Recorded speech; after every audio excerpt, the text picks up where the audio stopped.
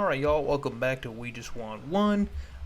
We're entering the end of year one here. We only got 2 games left in the season. It has gone completely to hell, to put it lightly. The losing streak has completely spiraled out of control. Our season is essentially lost, and after the disaster of a finish that we had in St. Louis in the previous week, all my hope and optimism is completely crushed, and I'm sure yours is as well.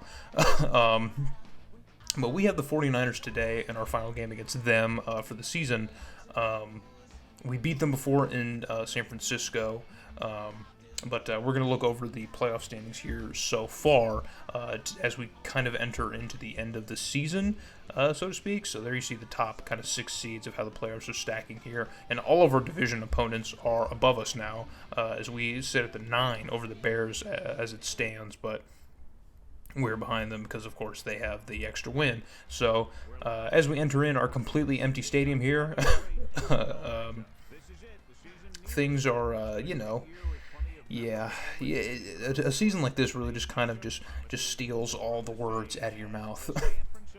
But as I mentioned before, we played the 49ers earlier in week, oh man, I can't remember what week it was at this point, week 4 or 5, right? Something like that, maybe sooner than that. Either way, we did beat them when we did play them. In San Francisco, we beat them pretty convincingly. I believe it was 28-10 was that final score. After they scored a late garbage time touchdown to get away from the 28-3 narrative.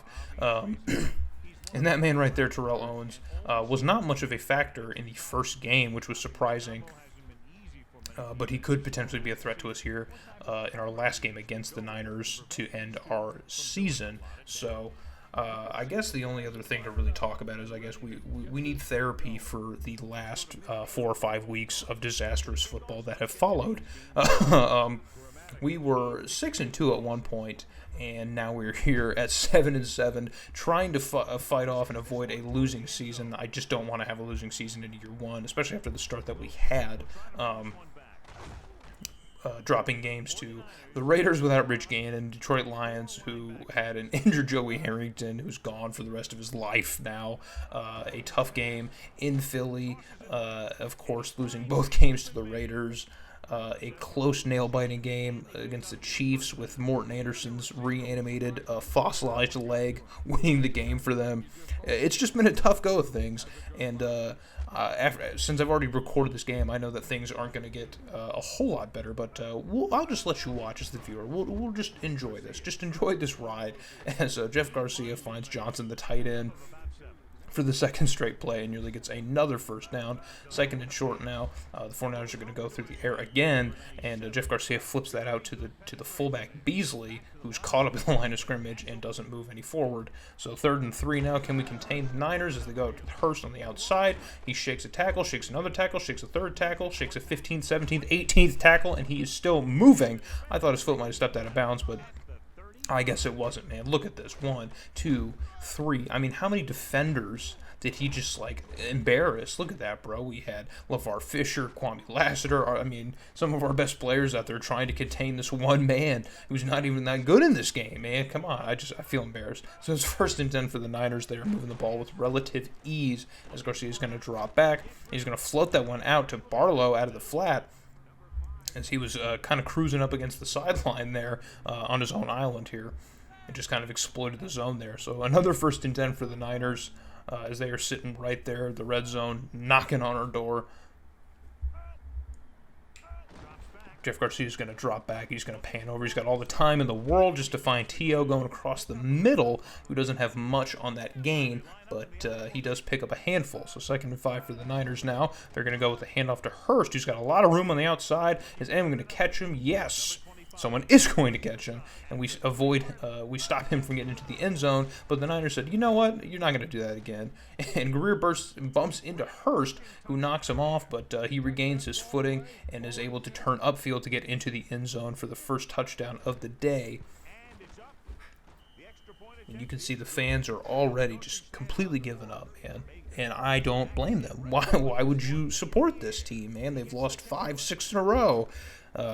Maybe because you love the team and you support the Cardinals. It's all right. We're going to get this franchise to a point where the stadium is always packed. It's not just going to be packed for college football for Arizona State. It's going to be packed for the Cardinals, because we're not getting the big toaster. It's not coming. We're stuck here for this entire dynasty. That's the glory of this.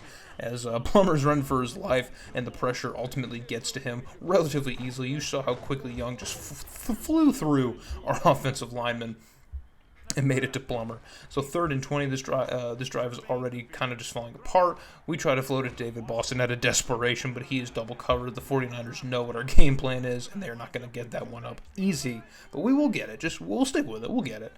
So we have to punt this one back to the 49ers, and they have fairly good field position to potentially add to their lead here. As I believe it was Barrett who made a solid play on the ball there. Way to contain the receiver. So 2nd and 10 now for the Niners. As they come out in the I formation, we got to watch for them to give it to Hurst again, as Hurst has been lethal this game. And there he is again, shaking off of some tackles, getting a generous animation, and getting brought down near the marker, man. That is what I'm saying. He's dangerous. We bring the kitchen sink to Jeff Garcia, but he's able to get rid of it, but his receiver cannot haul it in. So we actually come up with a stop against the Niners, and they have to punt this one away. We give this one out to Thomas Jones, who's trying to get to the outside, and he breaks a tackle to extend the play. That could have been disastrous if he got brought down on that first tackle, but he still doesn't get much here. So, and on our second play now, the 49ers send the pressure again, and dude, what are you doing? Do you see that Olay block? Did you guys see that Olay block? He didn't do anything. So another 3rd is extraordinarily long. I have to throw the ball. We got to move the ball somewhat, and we find Frank Sanders streaking on the left side, who somehow hauls that one in at double coverage. We're going to have to try a different receiver streaking down the field if they're going to be covering David Boston like that. But even the Niners had guys covering Frank Sanders, and he somehow just came down with that. So I'll take that, and I won't question it. We'll move forward here as we get a new lease on life on this drive that was potentially turning disastrous. With the first quarter coming to a close here, the Niners' early touchdown is the only points that have been scored to speak of. So coming back into the second quarter here, we got the ball. We're moving here. The pressure's coming to Plummer, and we float that one out at the last second here. And I thought Jenkins might have been able to get that one, but the Niners did a good job of catching up to that play and stopping that pass. So we give it up to Thomas Jones to try and get to the outside, maybe shake up the play calling, but it doesn't really work out here. And this time, Plummer is going down again. The pressure gets to Plummer for the 3rd time today. And we're just getting absolutely zero coverage from our O-line here. Dwayne Starks comes up with a very clutch pass deflection here to send this one to 2nd and 10. But they're going to go with Hurst on the ground again. And this time we are able to send a swarm of Cardinals to actually stop Hurst. And he doesn't just shake out of all of them. So 3rd and 8 situation for the Niners. What can they do to extend the drive? They're going to go with a receiver screen to Streets, who's got a little bit of room here, some nice blocks. He's shaking people off, making them look stupid. Just making them look absolutely foolish. As he picks up a very nice block there and just breaks to the outside. A very nice play design by the Niners. I don't really try wide receiver screens in this game. I feel like they're just designed to not work, but there San Francisco proved that, hey, they can work. So they're going to stick with Hurst on the ground again, who gets another generous animation and is brought forward and has a very solid pickup on that play. So 2nd and 5 now. Can they get a handful more in the next play? They go with Hurst again to try and do it. He has to redirect to the outside, breaks a tackle, gets caught up in a block and tries to spin out of it, but we are still able to contain him before he reaches the sticks. So 3rd and 2. Are the Niners going to go with Barlow now to try and get the rest? No, they're not. They're going to go through the air, but the pressure's on. We get to Garcia. He shakes off one, but can ultimately cannot shake off Davis here, as we land on top of him and we get our first sack of the day. Not one, our first sack of, probably several weeks. We don't get a lot of those. And Cortez's kick is just off by about a hair, so the Niners' lead will stay at 7, and we are still have an opportunity in this game, but not if we keep doing stuff like that, man. Plummer on Plummer crime. Jake Plummer finds San Francisco's Plummer. Our Plummer finds their Plummer, and now the Niners got this one going the other way. So we had an opportunity maybe to stay in this game, but now we just handed another golden opportunity to the Niners late in the first half to potentially add to their 7-0 lead. As they go with the ground game and not much is doing. They're going to line up and snap one before the 2-minute warning, and dude, look at that. Do you see that angle, that window, that tunnel with all the defenders and Niner jerseys, and somehow The big tight end comes down with it, and the Niners get another first down going into the 2-minute warning. On this one, they go to Hurst, and man, LeVar Fisher is not fooled. He was there waiting for that one, and he makes a huge play. So it's 2nd and 13, and the Niners are going to float that one out to Streets on the left sideline there on the dash marks, and he hauls that one in, and Greer is able to catch up and make that tackle. So 3rd and short now, just a minute left to go. What can the Niners do? They're going to float that one out, and that one sails over Streets' head. And Garcia is not on the money with that one. So another 4th down, and Cortez will have another opportunity to knock that one through, and this time he does not miss. So I think that first kick might have been close to 50 yards, maybe. I don't know, but that was a long one, and he nearly had it. He missed it by about a hair. I mean, it was maybe a yard short, if that, but just sailed underneath the crossbar. But he's good on that one, and we try and get fancy on the kick return and don't even make it back to the 20. So maybe we should just keep things simple next time. With less than a minute, I'm desperate to get some offense rolling here in the first half. We got to get some points on the board, and we float that one out across the middle. I thought that Plummer might have had the strength to just kind of rocket that one out there to Sanders, but that one falls short. So 2nd and 10 now for this Cardinal offense, and there's the pressure yet again. Dude, on that left side, what is going on? Who is that? What's his name? Get him off the field, bro. He's one of the biggest guys out here, and he's getting absolutely cooked every single play. It's embarrassing. We float that one out to David Boston out of desperation. He has that one in his hands, but he is double covered, and he cannot hold on to it on the way down to the ground. So I know another 3rd and about 16 miles just to get to the first down, but we're going to cut through that as we do not succeed, and we're going to have to give this one back to the Niners with some time to operate, and Jeff Garcia waits long enough and finds his man downfield.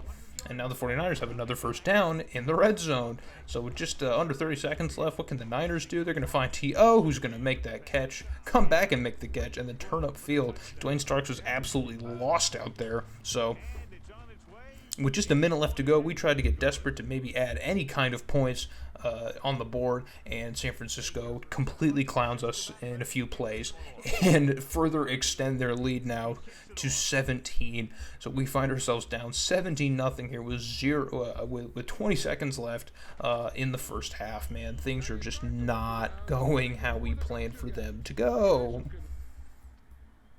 And after the kickoff here, we'll go out and run a play or so, and that will bring the second quarter to a close. So there you see our halftime stats, dude. Just, well, what am I supposed to say? What can I say to you as the coach? What do you want to hear? What do you guys want to hear? Are you guys already calling for my head? You calling the hot seat here? Am I truly having my Cliff Kingsbury moment? Is that what this is? I guess Cliff Kingsbury at least wins 10-plus games and gets a playoff clinch before he decides to lose the last 5 or 6 games. But I only won 6, and I said, we'll just throw in the towel. That's enough. So we have another opportunity here coming out of the half, and Plummer's eating more grass, but at least this time he gets rid of the football first, thank goodness. 3rd and 7, though, we need something here. We need a sign of life. We find David Boston across the middle, who hauls that one in and tries to extend some yards after the catch here. But the Niners have a few guys out there, and that finally gives us positive passing yardage somehow. I think it's counting Plummer's own yardage, so it's like his total yards, so I guess that gets him out of the red with all the sacks that he's taken as we try to find Jenkins on the right side of the field, and he cannot haul it in. So 2nd and 10 now for this Cardinal offense. Plummer's going to drop back, and we go to Boston again across the middle because, hey, man, if it works, it works. Just keep doing it. If you're going to cover him down on the streak, cover him deep, then we're going to hit him across the middle, and we're going to check it down. Got to move this football any way we can. So we're going to go with the ground game here to try and to spice things up, and Thomas Jones carves out a couple yards up the middle, but not much else. Next play here, Plummer's got all the time in the world, rare to be saying that, and we take all day, and we find Thomas Jones again, or excuse me, that's Freddie Jones, the big tight end. We find him upfield, who hauls that one in and gives us a big first down. It's the first time we're calling his name today. We need to get him much more involved. So we're going to go Thomas Jones on the ground again, who tries to redirect a little bit and gets brought down just past the 10-yard line. Can we get the last of what we need here? And the 49ers are quick on that, but Tony Parrish injures himself on the tackle, so he makes the first down saving play here, but at what cost? So we're going to try and float this one out. We try to sidearm that to, I believe that was Sanders running across the middle here, but we were inaccurate. So it is 4-down territory. We are down by quite a few points, but this time we find Frank Sanders again, and he toe drags in right along the pylon, and he gets in for our first touchdown of the day. So we will not be shut out at home in our home finale. We gotta put some level of a respectable performance here for our fans, even though they've all pretty much left and given up at this point. It's probably nothing but Niner fans in the stands at this point. But we do get a touchdown here, and Jeff Garcia answers it back with a huge floater to Terrell Owens, who again just all the separation in the world, not even contested. So another 1st and 10 here, close to midfield for the Niners as they continue to move the ball with relative ease. Jeff Garcia's going to drop back, and he's got pressure in his face. And I believe that's Wakefield who blocks that pass and prevents it from going to its intended target. So 2nd and 10 out for the Niner offense. They're going to move the fullback to the other side, and they're going to go with the pitch to Hurst, who's got a block or two, but we got enough defenders over there, and Kwame Lassiter catches up and makes that tackle and prevents a bigger gain. So 3rd and 8, can we stop the Niners here and get the ball back for our boys? And no, we can't, as Dwayne Starks, well, excuse me, we can, because I guess T.O. had to come back across the line in order to even catch the ball, but Dwayne Starks just about a yard or so off at all times. And I showed the pun here because, man, did you guys see that kick? I figured he would just kick it in the end zone for a touchback, but no, why not? Why would he, dude? Just a perfect punt. And there we have Frank Sanders just standing all alone in an island. I figured he would keep moving. He didn't, and the Niners were able to catch up to that pass. So we're going to float it to Boston again, and boom, you leave him in one-on-one. I'm taking that every single time. Leave him in one-on-one. I'm throwing it to David Boston deep because that works, and it's going to keep working as long as you don't cover it. You learned early in the game with double coverage, but I guess you must have forgot. You thought we gave up on him. On the next play here, David Boston gets pancaked just as we were able to get to the edge, and so a play that potentially could have went for 15 or 20 yards only goes for about 6. So, but we find David Boston across the middle again, who hauls it in for another 1st down.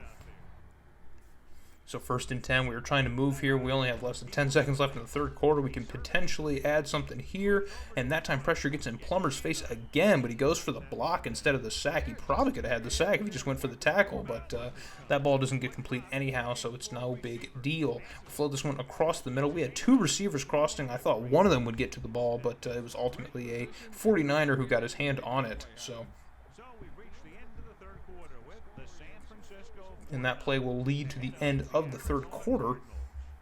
We find ourselves down 10 with an opportunity here to potentially add some points here as we're running for our lives, and the pressure gets to Plummer. We cannot escape the rush of the 49ers, even though they're probably only sending 3 or 4 guys here, and it's not going well. So on 4th down, we got it. We need it. We got to have it. We float it out to Boston. He's double covered. It's not happening. So we turn it over on downs here.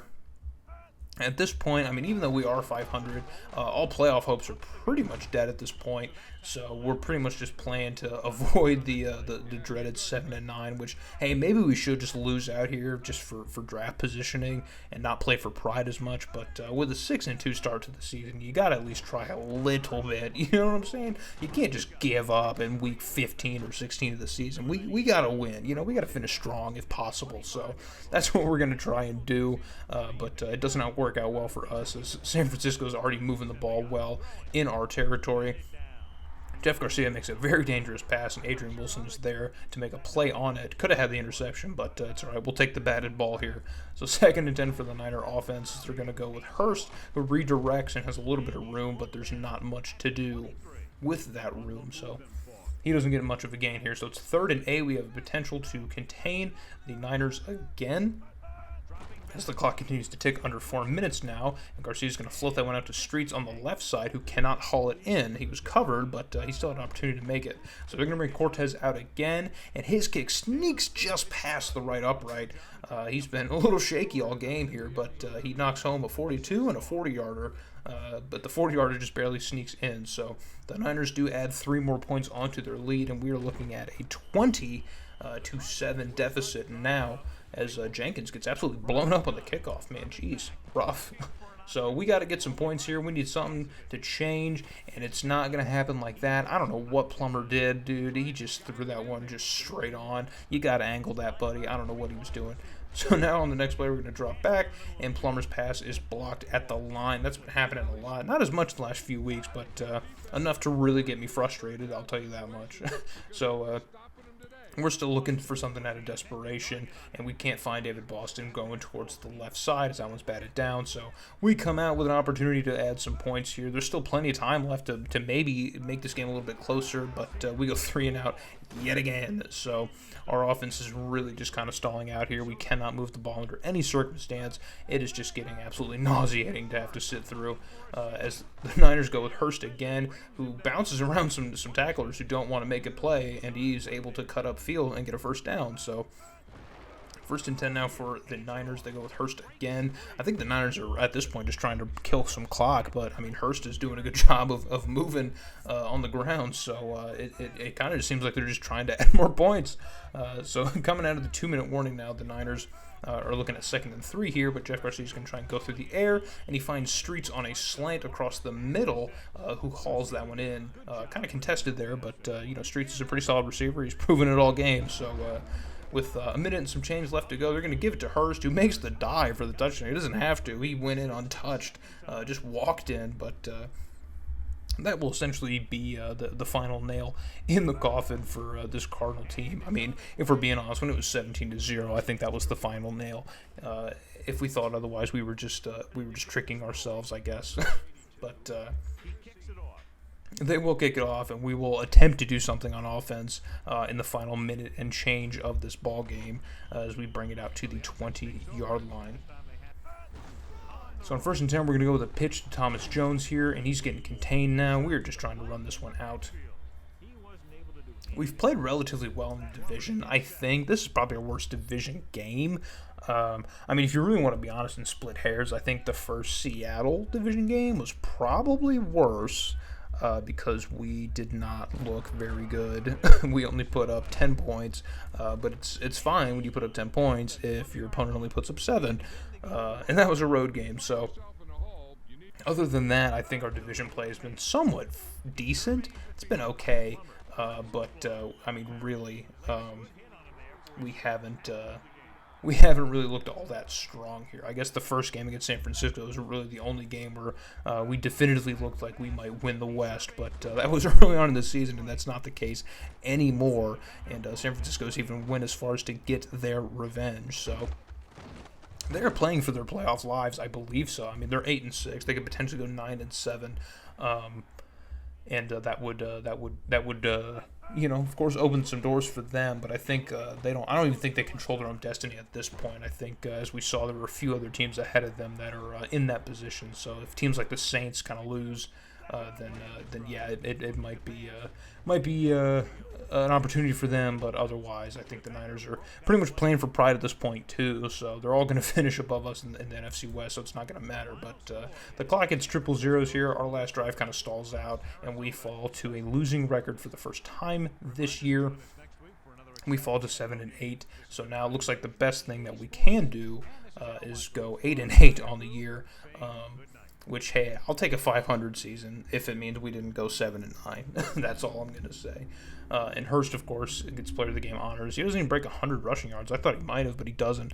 And here's the full breakdown here. Our offense was absolutely atrocious, horrendous. Our O-line played even worse. Even with all that pressure that Plummer was under for a majority of the game. He only gave up 1 pick, so I can't be too mad at that, and that came early enough in the game for us to recover from, but we didn't do absolutely anything for this entire game, man. Just a really weak performance all the way around. I'm pretty disappointed, but yeah, so, I mean, just look at that. Oh, man, 145 yards, 1 touchdown, 1 pick, 8 for 26. Oh, man, it got desperate towards the end of that game, but just, I mean, there was nothing we could do. Just nothing, bro. The Niners secondary was playing out of their freaking minds, and we couldn't do anything to stop them. David Boston only has 5 receptions on that. I mean, just 8 receptions on 26 attempts. What are we doing? Nothing but sacks all around. No pancakes, no anything, man. just a really, really pathetic season. Yeah, pathetic season, but no, it's just a pathetic game. Probably our most pathetic game, I think. Maybe the first Rams game was worse, but I don't know, man. It's pretty bad. So we have now lost, I believe, 6 straight now. I think I just lose track now. I just block it out of my memory. I'm on autopilot as head coach, and that's not a good thing you want your head coach to say. But hey, I'm doing my best to maintain my sanity and the sanity of this team, because it's barely hanging on. But the last game of the season is in Denver against the Broncos. Some West on West crime. And so hopefully we'll see you guys in Denver as we close out the first year against the Broncos. They're having a pretty terrible year, so this could be a winnable game, but I've said that before. So hope to see you guys in Denver when we take on the Broncos to end the year.